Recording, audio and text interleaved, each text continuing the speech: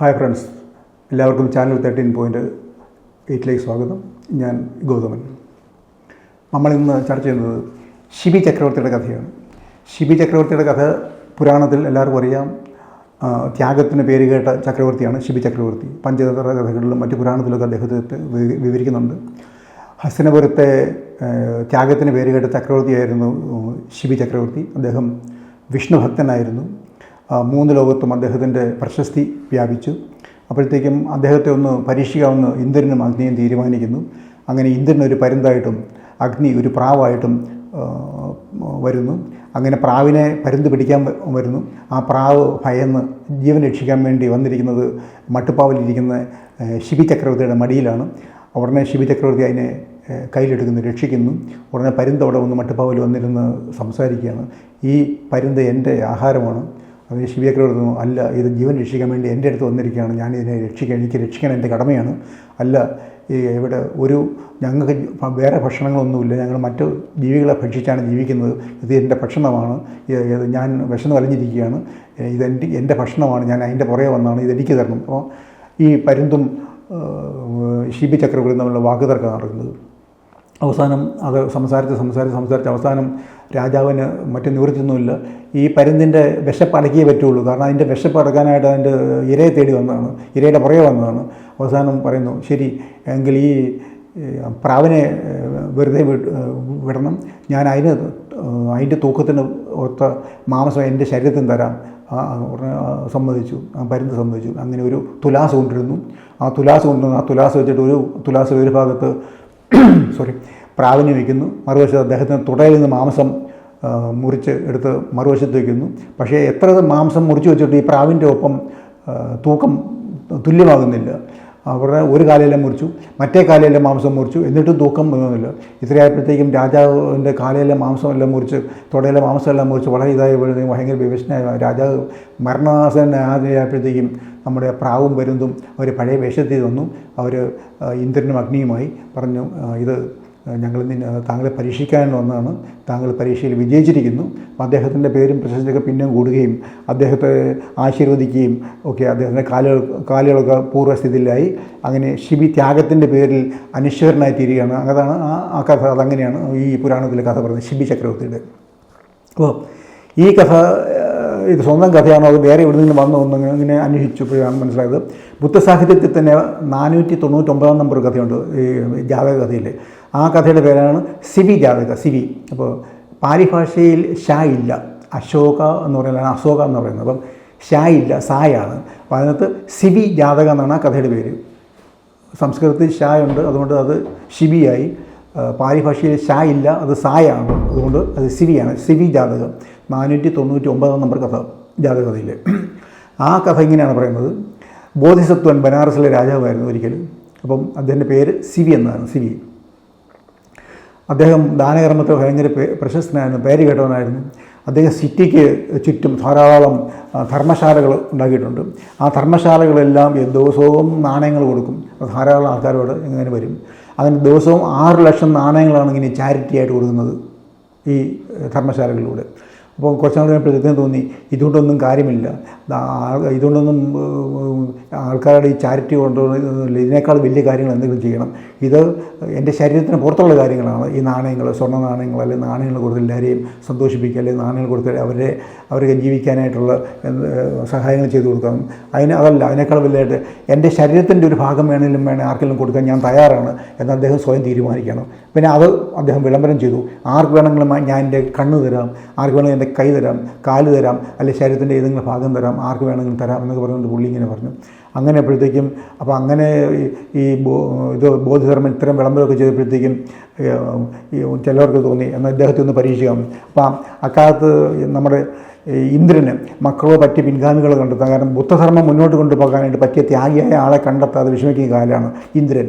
ഈ ഇന്ദ്രൻ എന്ന് പറഞ്ഞ ഈ കഥാപാത്രം അത് ഹൈന്ദവമല്ല, അതൊക്കെ ബുദ്ധകഥയിൽ നിന്ന് ഇവരെടുത്താണ്. ഇന്ദ്രൻ രാജാക്കന്മാരുടെ രാജാവാണെന്നുള്ള ഈ കൺസെപ്റ്റും അദ്ദേഹം ഇന്ദ്രനെ രാജാക്കന്മാരുടെ രാജാവായിട്ട് വാഴിക്കുന്ന ആ കൺസെപ്റ്റൊക്കെ വന്നത് ഹൈന്ദവ കഥകളിൽ നിന്നോ പുരാണങ്ങളിൽ നിന്നല്ല, അതൊക്കെ ഈ ബുദ്ധകഥയിൽ നിന്ന് തന്നെ എടുത്താണ്. ഇന്ദ്രനൊക്കെ ബുദ്ധകഥയിലെ കഥാപാത്രമാണ്. അങ്ങനെ ഇന്ദ്രൻ തോന്നി. കാരണം അദ്ദേഹത്തിന് പിൻഗാമിയില്ല, മക്കളില്ല. അപ്പോൾ അദ്ദേഹത്തിന് ഈ ബുദ്ധധർമ്മം മുന്നോട്ട് കൊണ്ടുപോകാൻ ആളെ കണ്ടെത്തണം, അതിനുവേണ്ടി പരീക്ഷണം നടത്തിക്കൊണ്ടിരിക്കുകയാണ്. ഇങ്ങനെ നോക്കുക. അപ്പം അങ്ങനെയാണ് ആ സമയത്താണ് ഇതുപോലെ ഈ ബോധിധർമ്മൻ ഇങ്ങനെ പറയുന്നതും ആ ത്യാഗം കൊണ്ട് കീർത്തി കേട്ട ഈ രാജാവിനെക്കുറിച്ച് അറിയുന്നതും എന്നാൽ അദ്ദേഹത്തെ ഒന്ന് പരീക്ഷിക്കാമെന്ന് വിചാരിക്കുന്നത്. കാരണം അദ്ദേഹത്തിന് ഒരു പിൻഗാമിയെ വേണം.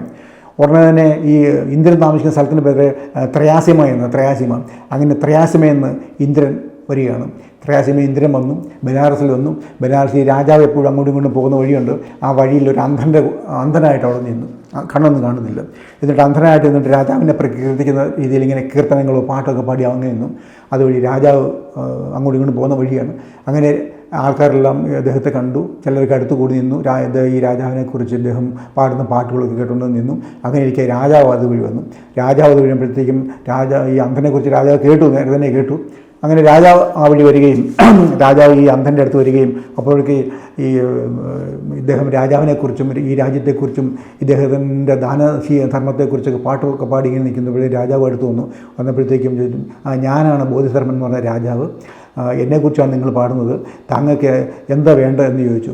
അപ്പോഴത്തേക്കും പറഞ്ഞു, എനിക്ക് 2 കണ്ണും എൻ്റെ പോയിരിക്കണം, അങ്ങയുടെ ഒരു കണ്ണ് തന്ന് എനിക്ക് പകുതി കാഴ്ചയെങ്കിലും നൽകാൻ സാധിക്കുമോ രാജാവ് എന്ന് ചോദിച്ചു. അത് എനിക്ക് പകുതി കാഴ്ച മതി, താങ്കൾക്ക് മുഴുവൻ കാഴ്ചയുണ്ട്, അങ്ങയുടെ ഒരു കണ്ണ് തന്ന് എനിക്ക് പകുതി കാഴ്ച, എനിക്ക് ഭൂമി ഈ ലോകമെല്ലാം കാണണം, എല്ലാം എനിക്ക് പകുതിയെങ്കിലും കാഴ്ച തന്ന് സഹായിക്കുമോ എന്ന് ചോദിച്ചു. ഒരു കുഴപ്പമില്ലെന്ന് പറഞ്ഞു. അദ്ദേഹം നമ്മുടെ രാജാവ് ഈ അന്ധനെ വിളിച്ചുകൊണ്ട് പോവുകയാണ്. അന്ധനെ വിളിച്ചുകൊണ്ട് ഒരു വൈദ്യൻ്റെ അടുത്ത് പോയി. അവിടെ ചെന്ന് അദ്ദേഹത്തിൻ്റെ 2 കണ്ണുകളും ആ വൈദ്യനെ കൊണ്ട് പറഞ്ഞ് എടുത്ത് ഇദ്ദേഹത്തിൻ്റെ കണ്ണിൻ്റെ ഭാഗത്ത് വയ്ക്കാൻ പറഞ്ഞു. അങ്ങനെ അവിടെ ചെന്നു. വൈദ്യൻ ആദ്യം ഒക്കെ സമ്മതിച്ചില്ല, കാരണം രാജാവാണ് ഇതിരിക്കുന്നത് പറഞ്ഞു. അവസാനം രാജാവ് നിർബന്ധിച്ചു. അവസാനം വൈദ്യൻ അങ്ങനെ ചെയ്തു. അദ്ദേഹം അപ്പോൾ ഓരോ കണ്ണും കീറിയെടുക്കുമ്പോഴത്തേക്കും ധാരാളം രക്തം ഈ രാജാവിൻ്റെ ഡ്രസ്സിലെല്ലാം വീഴുകയാണ്. അവിടെ വീണു ഓരോ കണ്ണും അങ്ങനെ ഇളക്കിയെടുത്തു. ഈ അന്ധൻ്റെ കണ്ണിൽ വെച്ചു. 2 കണ്ണും കൊടുത്തു. ഒരു കണ്ണാണ് ചോദിച്ചത്, രാജാവ് 2 കണ്ണും ഇളക്കിയെടുത്ത് ഇദ്ദേഹത്തിന് കൊടുത്തു. അപ്പോൾ അതുപോലെ നമ്മുടെ ഈ ഇന്ദ്രന് കണ്ണിൻ്റെ കാഴ്ച കിട്ടി, അദ്ദേഹത്തിനെല്ലാം കാണാൻ പറ്റി. രാജാവിൻ്റെ 2 കണ്ണും പോയി, അദ്ദേഹം അന്ധനുമായി. അങ്ങനെ രക്തമെല്ലാം ഒലിപ്പിച്ച് ഇദ്ദേഹം ഈ കണ്ണ് കിട്ടിയ ഉടനെ തന്നെ നമ്മുടെ ഇന്ദ്രൻ അവിടുന്ന് പോയി അദ്ദേഹത്തിൻ്റെ ഈ ത്രയാസിമയിലേക്ക് അദ്ദേഹം പോവുകയും ചെയ്തു. ഇദ്ദേഹം വളരെ വേദനയോടുകൂടി ഈ നമ്മുടെ രാജാവ് ബോധിധർമ്മൻ തിരിച്ച് കൊട്ടാരത്തിലേക്ക് പോയി. അവിടെ ചെന്നപ്പോഴത്തേക്ക് ഇനിയിപ്പോൾ രാജ്യം ഭരിക്കണമെങ്കിൽ കണ്ണ് വേണം എവിടെയെങ്കിലും, അതുകൊണ്ട് കണ്ണിന് ഇല്ലാതെ വലിയ ബുദ്ധിമുട്ടായി. അദ്ദേഹം ഭരണമൊക്കെ മറ്റുള്ള മന്ത്രിമാരെയും മറ്റുള്ള പല ജോലിക്കാരെയെല്ലാം ഏൽപ്പിച്ചിട്ട് അദ്ദേഹം കൂടുതൽ സമയം റോയൽ പാർക്കിൽ പോയിരിക്കുകയാണ്. അപ്പം രാജ്യഭരണം ചെയ്യണമെങ്കിൽ എല്ലാം കേൾക്കും, പലതിനും പല ഉപദേശങ്ങളെല്ലാം കൊടുക്കും, അതെല്ലാം ചെയ്യും. ഇതെല്ലാം ചെയ്തതിന് ശേഷം അദ്ദേഹം എന്ത് ചെയ്തു, അദ്ദേഹം റോയൽ പാർക്കിൽ പോയിരിക്കും. റോയൽ പാർക്കാണ് വലിയ പാർക്ക്. പുള്ളിക്ക് അവിടെ പോയിരുന്നാലേ ബോധിധർമ്മന് സമാധാനം കിട്ടുള്ളൂ, ശാന്തി കിട്ടുള്ളൂ. ആരുമില്ല അവിടെ ഇഷ്ടം പോലെ ഇങ്ങനെ സമാധാനമായിട്ട് ഇരിക്കാം. അങ്ങനെ പല കാര്യങ്ങൾ ആലോചിച്ച് പുള്ളി അവിടെ ഇങ്ങനെ ഇരിക്കും. കൂടുതൽ സമയം അവിടെ ഇരിക്കുന്നത്. വളരെ അപൂർവമായിട്ട് മാത്രമേ കൊട്ടാരത്തിൽ വരികയൊക്കെ ചെയ്യുന്നുള്ളൂ. അങ്ങനെ കാരണം ഭരിക്കാനും കാര്യം നോക്കാനും കൂടെ ഇഷ്ടംപോലെ ആൾക്കാരുണ്ട്. അങ്ങനെ റോയൽ പാർക്കിൽ പോയി അവിടെ അങ്ങനെ ഇരിക്കുന്നു. അങ്ങനെ ഒരു യോഗിയായിട്ട് പുള്ളി അങ്ങനെ അവിടെ കഴിയുകയാണ്, റോയൽ പാർക്കിൽ കഴിയുകയാണ്. ആ സമയത്ത് ഈ പാർക്കിൻ്റെ തടാകമുണ്ട്. അവിടെ ധാരാളം അരയന്നങ്ങളുണ്ട്, തടാകങ്ങളുണ്ട്, കിളികളുണ്ട്, എല്ലാം ഉണ്ട്. അങ്ങനെ ആ റോയൽ പാർക്കിൽ ഇരുന്ന് അദ്ദേഹം ദാനം ചെയ്ത പഴയ കാര്യങ്ങളെല്ലാം ഇങ്ങനെ ഓർത്തു. അങ്ങനെ പഴയ കാര്യങ്ങളും ദാനം ചെയ്തതും അതുകൊണ്ട് മറ്റു പലരും സുഖമായിട്ട് ജീവിക്കുന്നതും അവരുടെ സന്തോഷം ഇങ്ങനെ മനസ്സിലെല്ലാം ഓർത്തു. അങ്ങനെ ഓർത്ത് ഏറ്റവും അവസാനം അദ്ദേഹത്തിൻ്റെ കണ്ണ് ഈ ഇന്ദ്രന് അല്ലെങ്കിൽ ഒരു അന്ധന് കൊടുത്തതും ആ അന്ധൻ 2 കാഴ്ചയും കിട്ടിയ സന്തോഷത്തിൽ പെട്ടെന്ന് തന്നെ ഒന്നും പറയാതെ അവിടുന്ന് ചാടി ഓടി പോകുന്നതും, അന്ധനായിട്ട് വന്ന വഴി പോലും കാണാൻ വയ്യാതെ ഇങ്ങോട്ട് തപ്പിത്തറഞ്ഞ് വന്ന ആൾ കണ്ണ് കിട്ടിയപ്പോഴത്തേക്കും ചാടി ഓടി പോകുന്ന കാര്യങ്ങളൊക്കെ അദ്ദേഹം അറിഞ്ഞു. അല്ലെങ്കിൽ ആ രംഗങ്ങളെല്ലാം പുള്ളി ഇങ്ങനെ മനസ്സിലിങ്ങനെ ഓർത്തപ്പോഴത്തേക്കും പുള്ളി അങ്ങനെ ഓർത്തു. ആ സമയം അങ്ങനെ ആ കണ്ണ് 2ഉം ചോദിഞ്ഞെടുക്കുന്ന സമയവും ആ കണ്ണ് 2ഉം ഇന്ദ്രൻ്റെ കണ്ണിൻ്റെ ഭാഗത്ത് വെക്കുന്നതും അപ്പോൾ അന്നേരം ഉണ്ടായ വേദനയും അന്നേരം ആ രക്തച്ചൊരിച്ചിലും രക്തം അദ്ദേഹത്തിൻ്റെ ഡ്രസ്സിൽ എല്ലാം വീണതും ഇതെല്ലാം എല്ലാം വളരെ ദീർഘമായിട്ട് പുള്ളി ഇങ്ങനെ ആലോചിക്കുന്ന ആ സമയത്ത് ത്രയാസമയിലെ ഇന്ദ്രൻ്റെ സിംഹാസനം ചൂട് പിടിക്കാൻ തുടങ്ങി. ഇദ്ദേഹം ഇവിടെ ഇരുന്ന് ഈ കാര്യങ്ങളെല്ലാം ഇങ്ങനെ മനസ്സിലിങ്ങനെ ഓർത്തുകൊണ്ടിരുന്ന സമയത്ത് ത്രയാസമയിലെ സിംഹാസനത്തിലിരിക്കുന്ന ഇന്ദ്രൻ്റെ സിംഹാസനത്തിൽ ചൂട് പിടിക്കാൻ തുടങ്ങി. ചൂട് പിടിച്ച് അതിൽ ഇരിക്കാൻ വയ്യാത്തൊരവസ്ഥയെ. അപ്പോഴത്തേക്കും ഇന്ദ്രന് മനസ്സിലായി താൻ ശിവിയെ പറ്റിച്ച് നേടിയ ഈ കണ്ണുകൾ തിരികെ കൊടുക്കാതെ രക്ഷയില്ല, അപ്പോൾ അത് തിരിച്ചു കൊടുക്കാൻ സമയമായെന്ന് പറഞ്ഞു എന്ന് മനസ്സിലായി. ഉടനെ ഇന്ദ്രൻ അവിടുന്ന് വരികയാണ്. ഇന്ദ്രൻ ഇവിടെ വന്ന് കൊട്ടാരത്തിൽ ഒക്കെ അന്വേഷിച്ചു. അപ്പോഴത്തേക്കും മനസ്സിലായി ഇതുപോലെ അദ്ദേഹം റോയൽ പാർക്കിലാണ് പോയിരിക്കുന്നത് മനസ്സിലായി. അങ്ങനെ റോയൽ പാർക്കിൽ പോയി അവിടെ ചെന്ന് അദ്ദേഹത്തിനെ കണ്ടു. ഈ ബോധിധർമ്മനെ കണ്ടു. ബോധിധർമ്മനെ കണ്ട് ചോദിച്ചു, ത്യാഗിയും അന്ധനമായ ചക്രവർത്തി അങ്ങ് ദുഃഖിതനാണോ എന്ന് ചോദിച്ചു. അപ്പോഴത്തേക്കും പറഞ്ഞു, അല്ല, ഞാൻ ദുഃഖിതനല്ല എന്ന് പറഞ്ഞു. എന്തെങ്കിലും ആവശ്യമുണ്ടോ എന്ന് ചോദിച്ചു. ഉണ്ട്, എനിക്ക് ആവശ്യമുണ്ട്, എനിക്ക് മരണമാണ് ആവശ്യം, എനിക്കിന്നെ മരിച്ചാൽ മതിയെന്ന് പറഞ്ഞു. എന്തിനാണ് മരിക്കാൻ പ്രായമായില്ല, അദ്ദേഹം നല്ല ആരോഗ്യമുണ്ട്, അദ്ദേഹത്തിൻ്റെ 2 കണ്ണുകളും തിരിച്ചു തന്നാൽ വീണ്ടും രാജാവായി വാഴാം, ഈ 2 കണ്ണുകൾ ഞാൻ തിരിച്ചു തരട്ടെ, എന്തുകൊണ്ട് കണ്ണ് വേണ്ട എന്ന് പറയുന്നു, കണ്ണിനെക്കുറിച്ച് ആവശ്യപ്പെടാത്ത എന്താണ്, കണ്ണ് വേണ്ടതെന്ന് ചോദിച്ചു. ഒരിക്കൽ ദാനം കൊടുത്തത് ഒരിക്കലും തിരിച്ചെടുക്കരുതെന്ന് പറഞ്ഞു. അതായത് കൊടുത്ത ദാനം എന്ത് കഷ്ടത അനുഭവിച്ചാലും വീണ്ടും തിരിച്ചെടുക്കരുത് എന്നൊരു മഹാവാക്യം പുള്ളി ഈ ഇന്ദ്രനോട് പറയുകയാണ്. അപ്പോൾ ദാനധർമ്മത്തിൻ്റെ മഹത്വം വിശാല മനസ്സോടെ പറഞ്ഞപ്പോൾ ആ സമയത്ത് ഈ ബോധിധർമ്മൻ്റെ ആ കണ്ണ് പോയ സ്ഥലത്ത് 2 കണ്ണുകൾ തനിയെ ഉണ്ടായി വന്നു. അപ്പോൾ ബുദ്ധധർമ്മ പരിപാലനത്തിന് യോഗ്യനായ യോഗീശ്വരനെ കണ്ടെത്തിയ സന്തോഷത്തിൽ ഇന്ദ്രൻ ത്രയാസിമയിലേക്ക് യാത്ര പറഞ്ഞു പോയി. അപ്പോൾ ഇന്ദ്രന് ശേഷം പിന്നെ ബുദ്ധധർമ്മ പരിപാലനത്തിന് വേണ്ടി അടുത്ത ആളെ പുള്ളി കണ്ടുവച്ചു. അത് ഇതാണ്, ബോധിധർമ്മനാണ്. അപ്പോൾ ബോധിധർമ്മനായിരിക്കും അടുത്ത ഇത് ബുദ്ധധർമ്മ പരിപാലകനായിട്ട് വരാൻ പോകുന്നത് എന്നുള്ള കാര്യം തീർച്ചപ്പെടുത്തി. അത് പറഞ്ഞിട്ട് ഈ നമ്മുടെ ഇന്ദ്രൻ പറഞ്ഞു, ഞാൻ ഇന്ദ്രനാണ്, ഇത് പരീക്ഷണം ചെയ്യാൻ വന്നതായിരുന്നു, അതിൽ താങ്കൾ വിജയിച്ചു, ഇനി താങ്കളായിരിക്കും ബുദ്ധധർമ്മ പരിപാലനം നടത്തുക എന്ന് പറഞ്ഞിട്ട് ഇന്ദ്രൻ ത്രയാസിമയിലേക്ക് തിരിച്ചു പോയി. അപ്പോൾ രാജാവ് വീണ്ടും കൊട്ടാരത്തിൽ തിരിച്ചു വന്ന് ശിവചക്രവർത്തി ജനങ്ങളോട് ആഹ്വാനം ചെയ്തു, നിങ്ങളെല്ലാം അഷ്ടാംഗമാർഗം സ്വീകരിക്കണം, അനുവർത്തിക്കണം, നല്ലത് മാത്രം ചെയ്യണം എന്ന് പറഞ്ഞു. അങ്ങനെ വീണ്ടും വളരെ കാലം, അപ്പോൾ ഈ രാജഭരണം കഴിഞ്ഞു കഴിഞ്ഞാൽ അല്ലെങ്കിൽ ഇതിന് ശേഷം അദ്ദേഹം വീണ്ടും ബുദ്ധധർമ്മ പരിപാലനത്തിന് പോകും. അപ്പോൾ അതിന് മുമ്പ് തന്നെ ബുദ്ധധർമ്മ പരിപാലനം വളരെ നല്ല രീതിയിൽ നടത്താനായിട്ട് എല്ലാ ജനങ്ങളോടും പുള്ളി ആഹ്വാനം ചെയ്തു.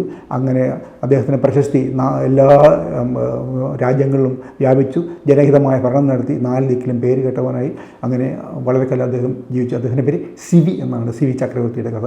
ഇത് 499 നമ്പർ ജാതക കഥയിലെ കഥയാണ് സിവി ജാതകം. ഇനി മറ്റൊരു കഥയുമായിട്ട് വീണ്ടും കാണാം. നമസ്കാരം.